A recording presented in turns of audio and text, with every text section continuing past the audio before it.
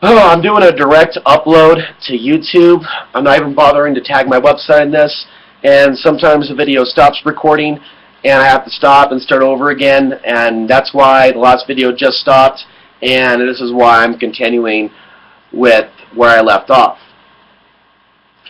So these boxes are limiting, these boxes of the mind are enslaving, these are prisons of the mind, these are not prisons of the physical realm. We have to deal with the cages of the psychological realm, the cages of the mind, before we can deal with the external cage. So, okay, your box that you may be in based on how much money you have or think others have, not a good place to be. These religious boxes, oh, he's New Age, he's religious, I'm atheist, I have sense because I don't believe in anything, and these people are all superstitious fools. This is a pretty popular belief that people hold, as well as the belief that, oh, he doesn't believe what I believe, therefore he's going to hell because this book told me so. You know, these are boxes that are limiting our growth. This spiritual experience is an experience that's beyond words. And there are not enough people that say they're spiritual that don't know the first thing about their own spirit or connecting with someone else's spirit, because if they did, they wouldn't be promoting their own ego. They would be promoting the oneness concept. They would be promoting this idea of the 100th monkey syndrome, the idea of one aspect of society or one aspect of our world, a certain population within our world learning something, doing something new, developing a different way of living, and seeing that spread. And I'm talking about looking at this from a larger picture, not just one aspect of the species learning something and then the other aspects of the species learning something, but think even larger than that. Think about with this age of internet and technology, the age of the global reporter. Look at an aspect of the potential for an aspect of this global population to start changing, becoming more conscious, developing independent societies, life without big government. There's a lot of debate as to how much government is the right amount of government. A lot of people get too focused on that. We're not necessarily going to go, unless we have a major solar flare that takes out the grid, but we're not going to go voluntarily from a big government, new world order society to no government. But these idealist voices and philosophers of our modern day and age, like Adam Kokesh and many others, that talk about agorism, that talk about volunteerism and things of that nature. I support that. It's going to take a long way to get to a point in time where we have a critical mass within our society that has adopted their activities and energies and philosophies towards this agorist, volunteerist society. But what we need to do before we get there is show an example to the rest of society that this is not just a pipe dream. This is not just smoke and mirrors. This is not just bullshit. This is not just hot air. That this, in fact, is a reality, and this was done a very long time ago before big government was invented. Manufactured, pushed, promoted by the spirit of evil, which seeks to take away people's free will, which seeks to dominate by force, violence, aggression, thievery, theft, and so many other things. Speaking about thievery and theft, and on the topic of Raton, New Mexico, where I filmed a video the other day and uploaded, and I showed a citizen concerned that I was filming the police. This is insane. If we're going to start changing things in our country, don't be one of those fools that thinks that everything is about Barack Obama and what he's doing or not doing. We need to be responsible in our own local governments. It doesn't matter if we had a president that we thought was doing a great job.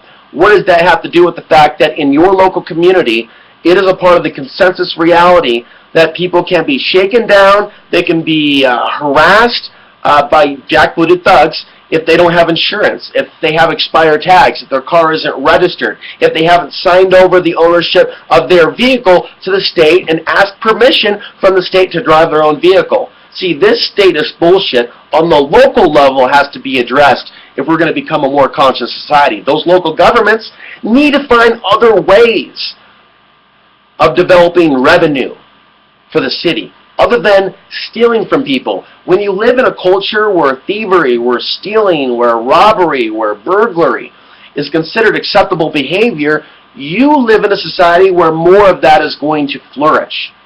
So what we want to do is we want to eliminate thievery. We want to eliminate slavery. We want to eliminate kidnapping. We want to eliminate rape. And these evils that I just mentioned are in our government and being promoted by our government in so many different ways. You can look at things that are in the media. You can look at a lack of accountability when the bad apples in the military do bad things and they're not punished.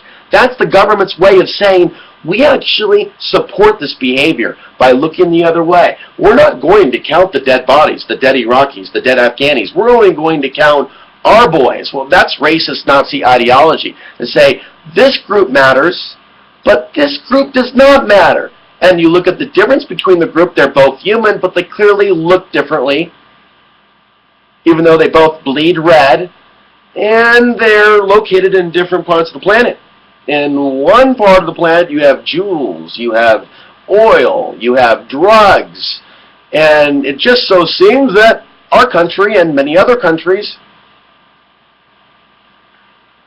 are occupying that land. I also understand because of this, some people are saying that they're no longer an American citizen. They're relinquishing their status as an American citizen. I'm not really sure how you can do that, but I understand how offended they are that all these horrible things are being done in our name. So I understand psychologically where they're coming from when they do that, but you're not going to see me relinquish my sovereignty. See, I'm an American, but first and foremost, I'm an earthling. Maybe I'm not even an earthling, but I do think I've had a couple lifetimes on this earth. But I put that first, and then being an American. Not American and then a global citizen, because I don't have any blind allegiance to a murderous government. At the same time, I know our government's been hijacked.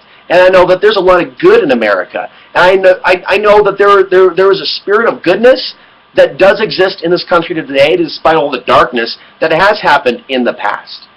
Just like in Portland, Oregon today, where there's a really dirty, vile past, there are some very positive things that are in Portland today.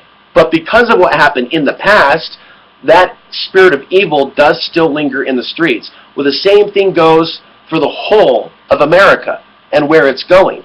That spirit of evil is here for a number of different reasons, but it's our actions that can change things, that can change the direction that we're on, by working to be good people, by speaking out against the evil forces of darkness that are suppressing others without showing fear of what they will do to us. By that act, that very action being done in mass by people around the world, we can take down the dark grid. There's no doubt in my mind. There's no doubt in my mind that we could take back the world if we wanted to.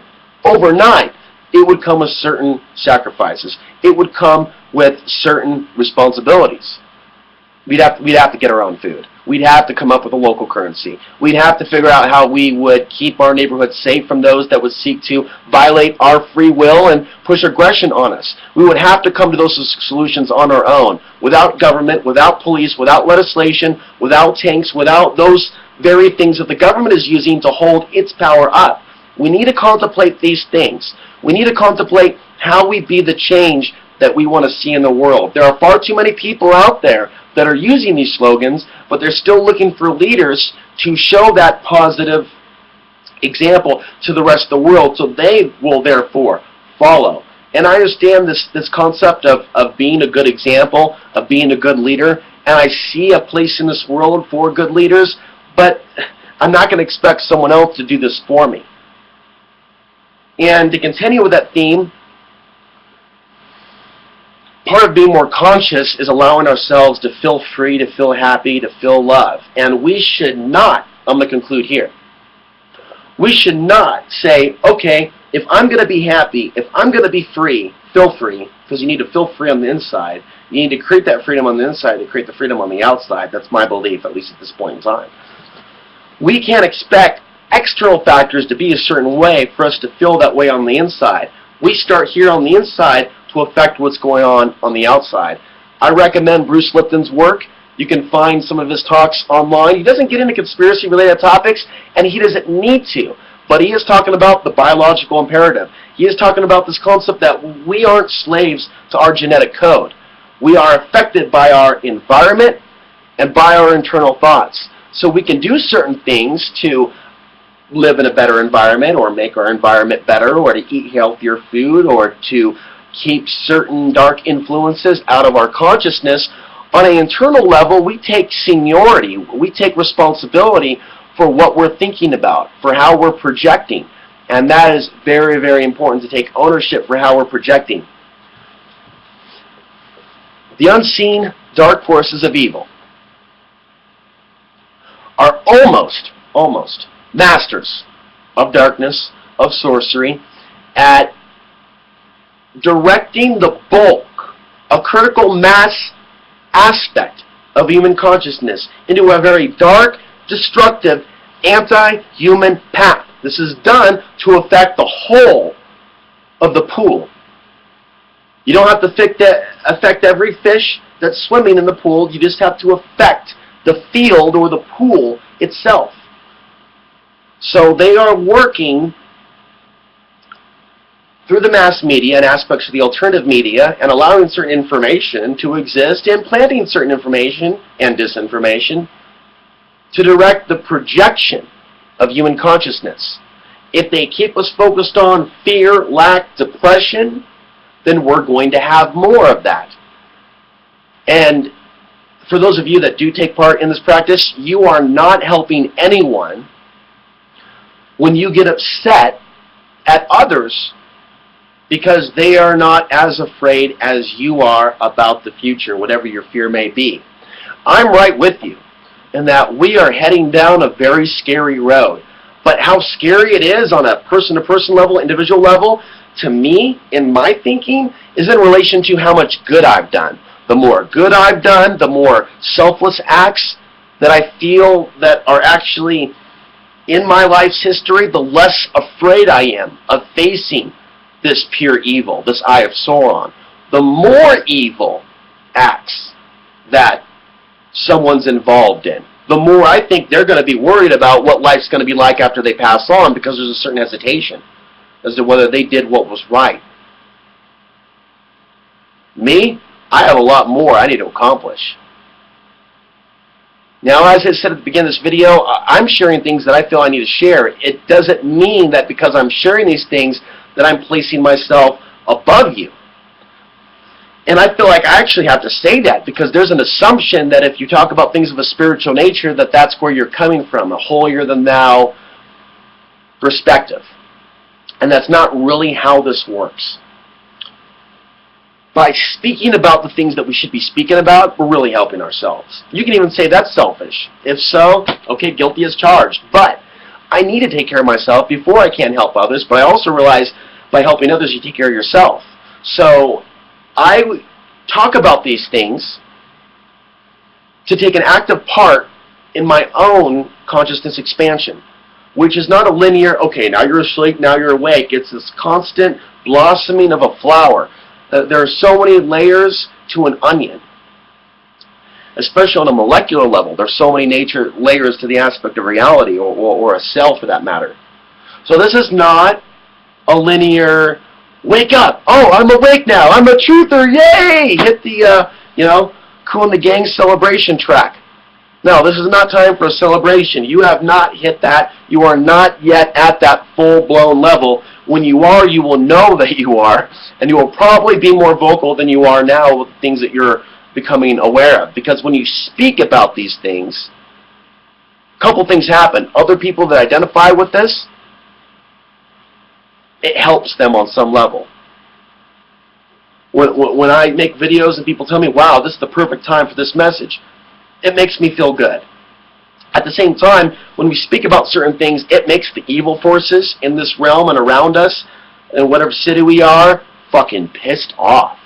And that is just more confirmation to me that I'm hitting the nail right on the head. So, hopefully, I've said something tonight in this late Sunday video 5:45 in the evening that'll get you thinking about things a little bit differently in this interesting matrix that we're all in.